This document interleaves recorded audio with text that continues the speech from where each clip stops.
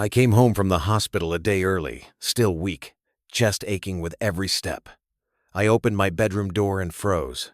My wife was tangled in the sheets with a stranger. The lamp threw a soft glow across their bodies, and our wedding photo sat on the nightstand, tilted, like it was staring right at me. 10 seconds I stood there, my legs heavy, my stomach hollow. They never noticed.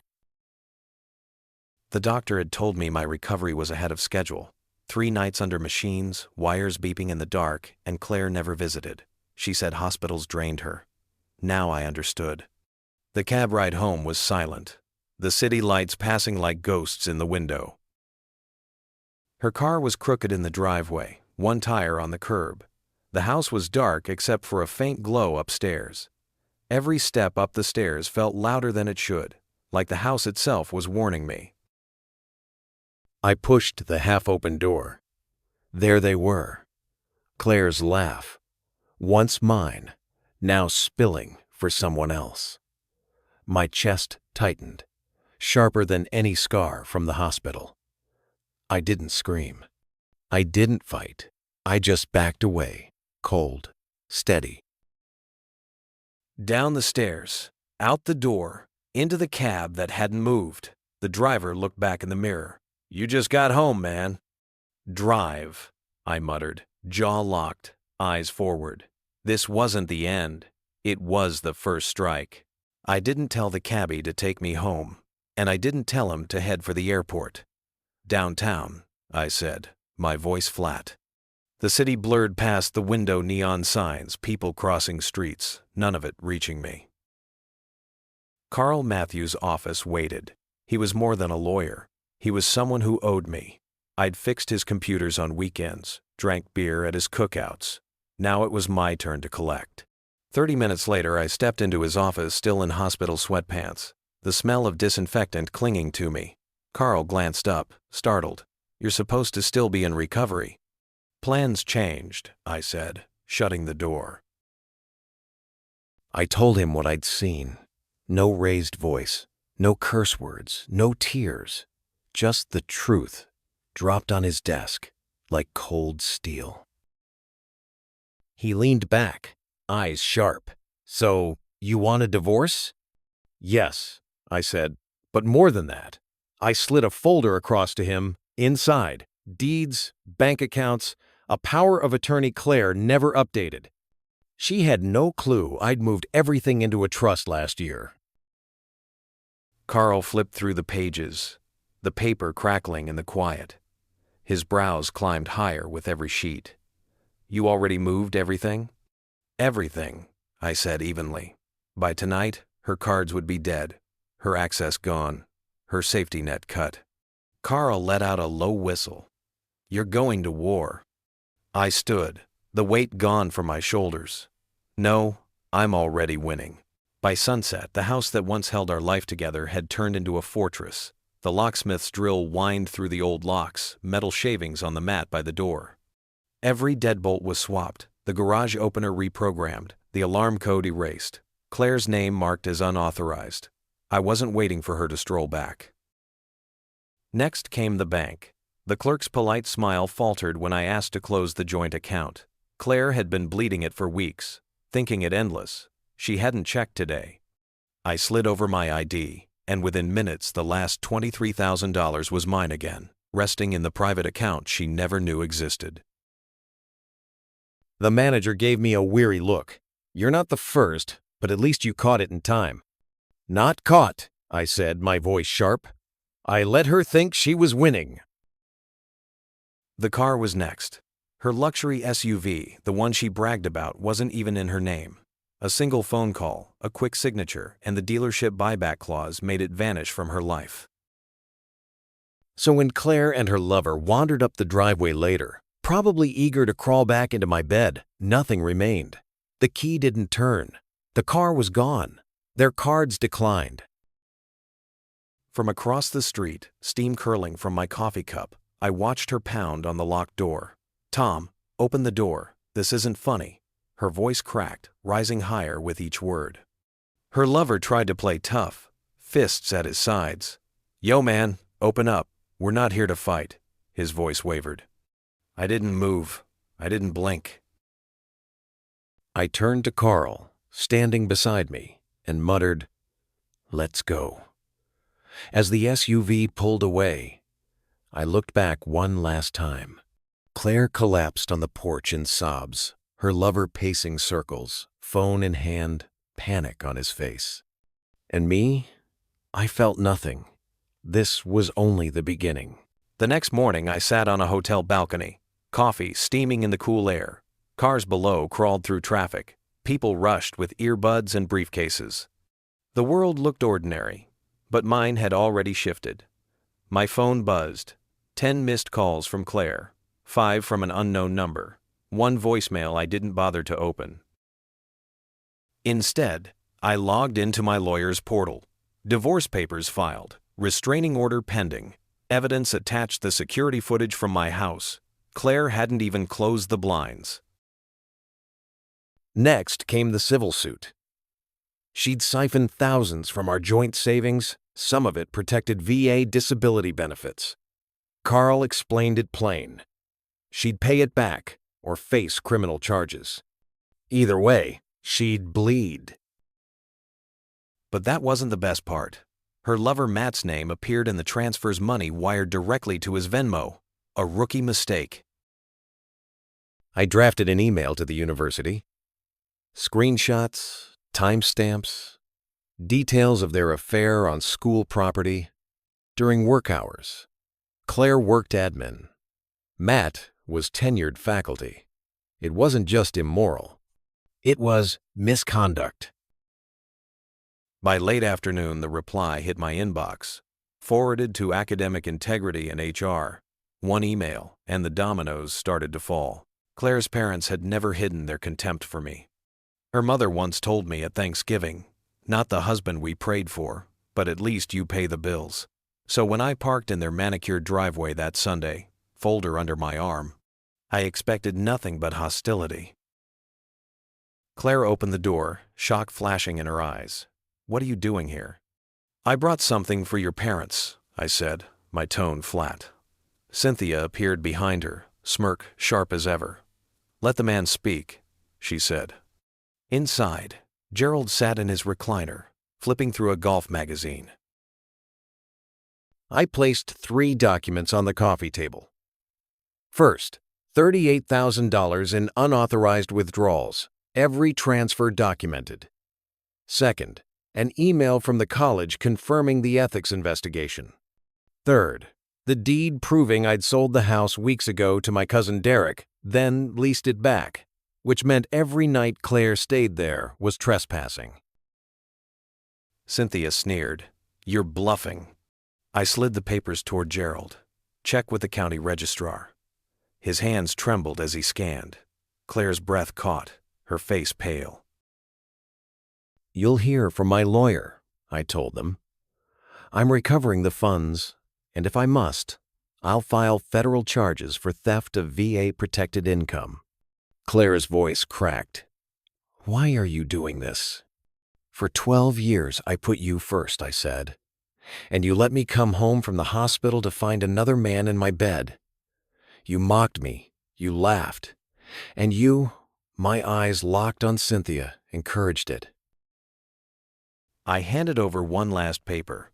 Cancellation of the mortgage assistance I'd been secretly paying on their home. "I was going to surprise you with a payoff in December," I said with a shrug. "Consider it canceled." I walked out to the sound of Claire screaming, Cynthia sobbing, Gerald shouting. Their house filled with chaos. Mine, at last, with silence. Weeks passed, and Claire's silence spoke louder than her calls ever did. No more mocking texts, no smug emails. Her carefully built world was collapsing piece by piece. The eviction notice hit first. She thought I was bluffing about the house transfer. She ignored the warning until deputies served it in front of the neighbors. She broke down crying on the porch. Matt, her so-called better man, wasn't there to hold her. His position at the university had already been suspended. Screenshots of their messages surfaced, some from school servers. The fallout was brutal. The college board revoked his tenure. Pension gone. Public apology posted. His wife learned the truth from an anonymous envelope beach selfies of Matt and Claire, smiling, her captions about how he made her feel alive again. Matt's wife filed for divorce the same week. Claire tried turning to her parents, but Gerald stopped answering, and Cynthia hid from the country club out of shame. Creditors chased them daily, 3 months behind on their mortgage. And Claire herself? She ended up working retail at a home goods store, the same kind of place she used to mock online. The empire she thought she had was dust, and the walls kept closing in. Claire tried to rebuild her image online. Posts about betrayal, emotional abuse, how hard her life had become. She painted herself as the victim, desperate for sympathy. But I had the receipts, screenshots, dates, proof. One evening I made a burner account and replied under one of her dramatic posts. "Didn't you mock your disabled husband while he was in the hospital, all while you were in his bed with your affair partner? Curious if that's in your next post too." The reaction was instant. Dozens of likes, shares, comments of shock. Her friends scattered. Her social circle dissolved overnight. That same night she messaged me, "Why are you doing this to me? Can't we just talk?" Talk? For 12 years I had talked. She never listened. I blocked her without hesitation. That was the last time I ever heard from Claire. Weeks later, Claire still tried to claw her way back. New accounts, vague posts, subtweets about heartbreak, none of it mattered. Her voice was fading. One evening my phone lit up again. A new number, a single message. "Please, I never meant for it to end like this. Can we just talk?" I stared at the screen. For 12 years I gave her chances, listened to excuses, carried the weight, and the moment I needed her most, she left me to rot in a hospital bed. Now she wanted words? No. She'd used them all up. I deleted the message, blocked the number, and felt nothing but relief. That was the true ending. No screaming match, no tearful reunion, just silence, the kind of silence that finally set me free. After I cut her off completely, the silence stretched. Claire's world kept unraveling. The lover gone, her family distant, her friends scattered. Bills piled up. She slipped further into debt, and the job she once mocked was now her only lifeline. She had mocked me for years, called me weak, unworthy, a burden. Now she was standing behind a counter, ringing up discount candles for strangers. Every smile forced, every shift a reminder of what she'd lost. I didn't follow her life closely. I didn't need to. Word got around, stories circulated. Every move she made seemed smaller than the one before. And me? I felt no pity. She had written her own ending the day I opened that bedroom door. All I did was make sure the world saw the truth. Months passed. Claire tried one final time to reach me.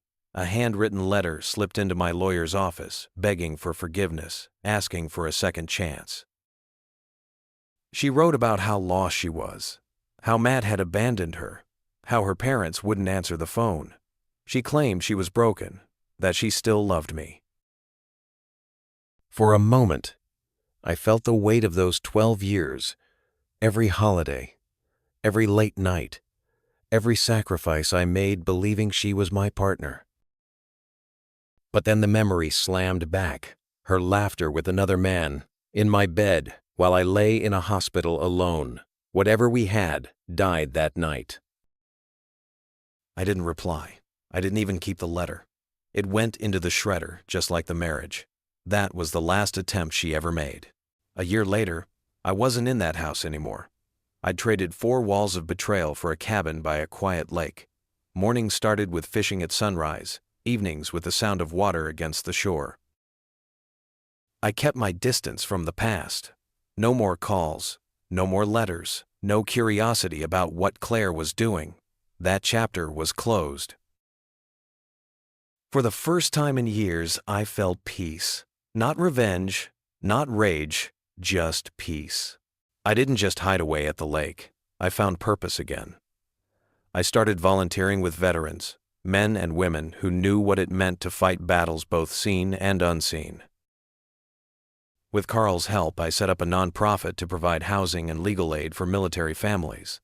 The seed money? Restitution Claire was ordered by the court to repay. Every month, like clockwork, $523.19 landed in the account. Her payment wasn't just a reminder of betrayal. It became a tool for building something better. People sometimes asked if I missed her. I never missed Claire, not the real her. What I missed was the woman I thought she was, the version I built in my head during long nights and lonely years. That woman never existed. The truth was the one who laughed in my bed with another man while I lay in a hospital bed alone. So no, I didn't miss her. I moved on, and with every day, the weight of her absence felt less like a wound and more like freedom. Looking back, people called what I did revenge. Maybe from the outside it looked that way, the frozen accounts, the locks, the lawsuits, the exposure. But to me, it was never about revenge. It was justice. It was closure. I didn't strike back out of anger. I just made sure every lie she lived came to light. Every betrayal had a cost. When the world finally saw her for who she was, I didn't need to raise my voice. Silence had done the work for me. 1 year later, I stood on the porch of my cabin, the lake still and quiet under the morning sunday.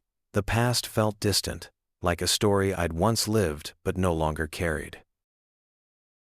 I had peace, a purpose, and a future. Claire had nothing but the shadow of her choices. So was it revenge? No. It was closure. Every betrayal leaves a scar, but scars remind us that we survived. And if someone out there hears my story and finds the strength to walk away, then all of it, every silent move, every cold decision, was worth it. I was released from the hospital a day early, only to walk into my worst nightmare. My wife, another man, our bed. This is not just a story about betrayal, it's about strategy, justice, and ultimate closure.